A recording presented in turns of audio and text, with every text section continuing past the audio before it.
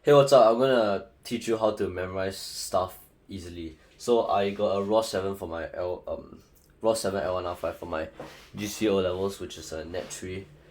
And yeah, in this video I'm gonna tell you what I did, the exact strategy I used to basically memorize stuff very quickly and more effectively. Not just quick, it's also more effective. I'll tell you what that means. You'll know eventually when you watch the video.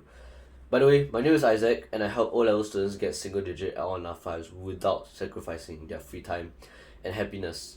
If you've watched me before and you want me to help you start getting A1s in 90 days while studying less, scroll down and click the top link in the description below right now. Cause in Singapore right now, like so many O-level students just do not know how to study.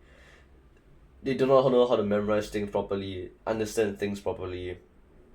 They go through like 300-page textbooks and notes and spend like 5 to 6 hours a day studying, which is ridiculous. Like I spend average 2 hours a day, so it's like what the hell are you guys doing? What's going on here? So if you wanna learn how I was able to do this, if you wanna be able to do this yourself, study 2 hours a day and still get straight A1s, scroll down and click the top link in the description below right now. Right, so yeah, this is another part of my like credibility.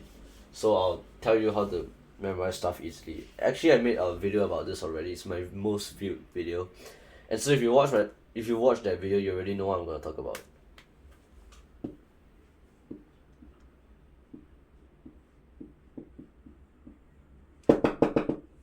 This is the big thing to memorize content easily. Practice papers, practice questions, whatever. You would, because, okay, let me explain. If you study, if you try to memorize things by looking at or reading like the textbook or the notes, this is not a good drawing, but just ignore that. By reading the textbook or the notes and you're like reading the words on there and you're looking away and you're trying to like memorize, okay, the mitochondria is the powerhouse of, I don't even take bio. The definition of acceleration is rate of change of velocity with time. If you do that, it's it's very boring. It's boring as hell. But another thing is you're not gonna finish it. The textbook is like this thick. It's like 300 pages. You have like 10 different notes, and all of them are probably 200 pages combined. And you have like 7 of these. Wait, like 6 or 7 of all of these. You have like what, 300 times like 6 equals to whatever the freaking amount this amount is. Actually 18000. I know that, I'm good at math. And you have like this much content to go through. You would not be able to finish this even in a month. And you probably start studying like just 2 weeks before the exam, right? So why would you even want to try this? And you know what's the reason this takes so much time? Why there's so much content? Because the notes and the textbook are not efficient at all. Meaning 80% of the things in your notes are literally not going to be tested. Rarely tested at all. The reason for this is because not all topics are made equal. So, right, not some topics are more equal than others. Okay, so some topics are more important than others. But so basically what this means is that, you know, there are certain topics, if you look through the TYS and the even your school's own past year papers, you realize that there are certain topics that get tested like every single year. Like for example, organic chemistry, and then when they do get tested, it's like a 20 mark 30 mark question that takes up like half of the entire freaking paper.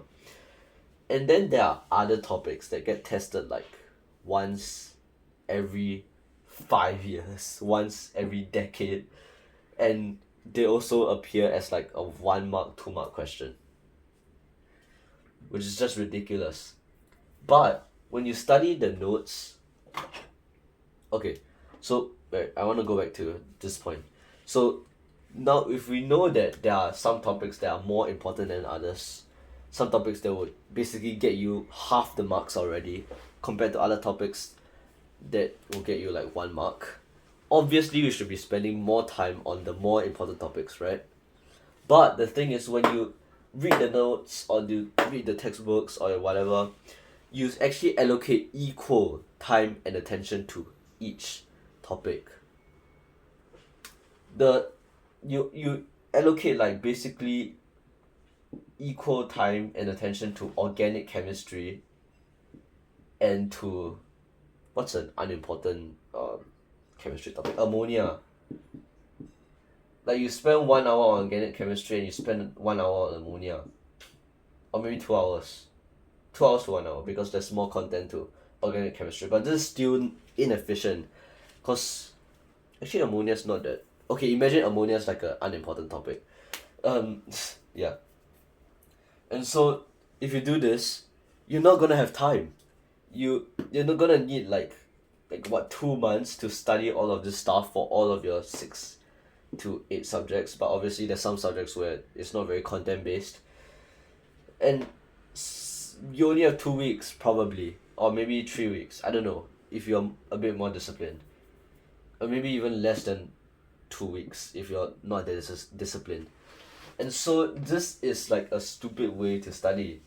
You put equal attention, time and attention to those those topics that will get you like 1 mark.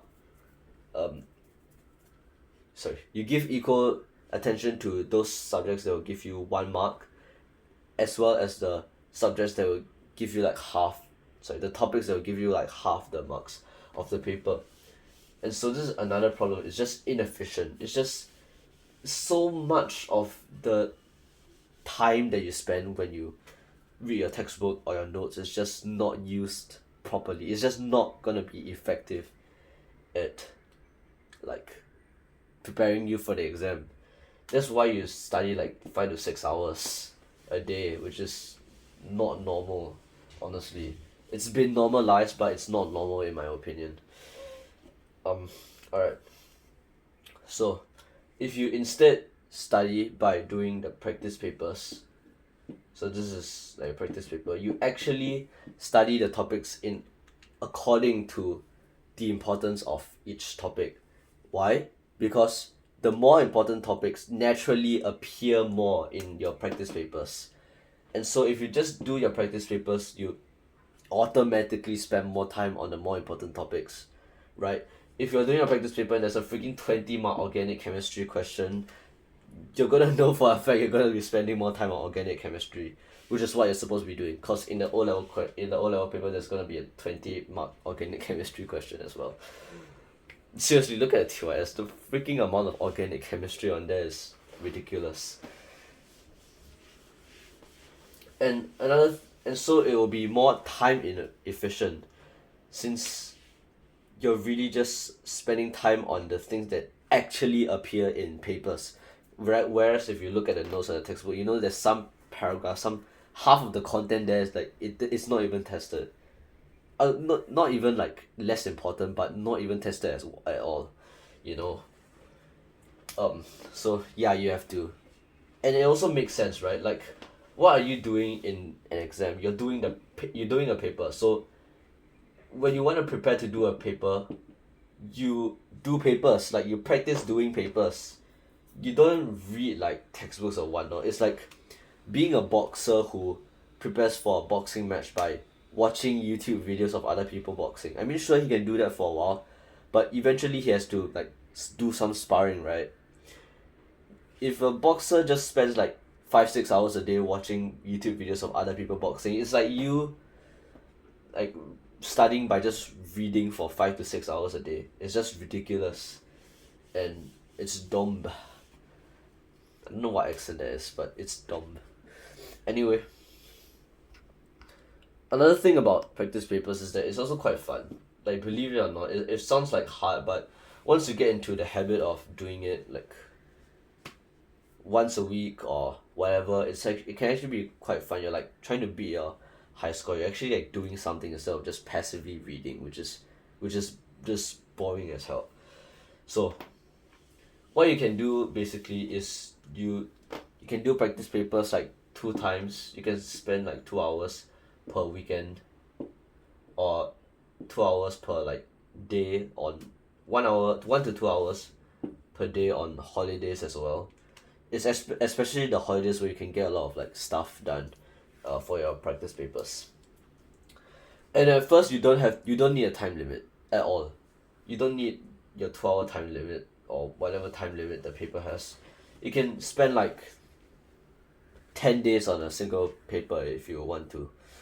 Like, literally take your time and slowly, and also make it open book as well, so that you can now refer to the notes and the textbook, because now you're not blindly looking through the notes and the textbook trying to study like from chapter 1 to chapter 20. You're like purposefully flipping to the pages that are actually more important, because the pages you're flipping to will be based on the questions in the practice paper that you're doing.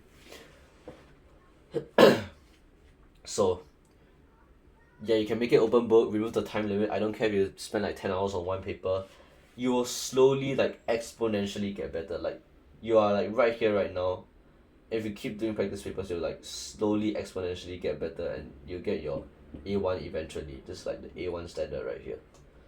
Of course, at first progress will be slow, but slowly but surely, if you spend like 10 hours on one paper, slowly you start like spending 9, 5, 1 hour, or 2 hours, or whatever. And you'll find that the answers will start to come to you naturally. There's like, O level likes to repeat questions, they really do. And there are a lot of like common questions that keep getting tested.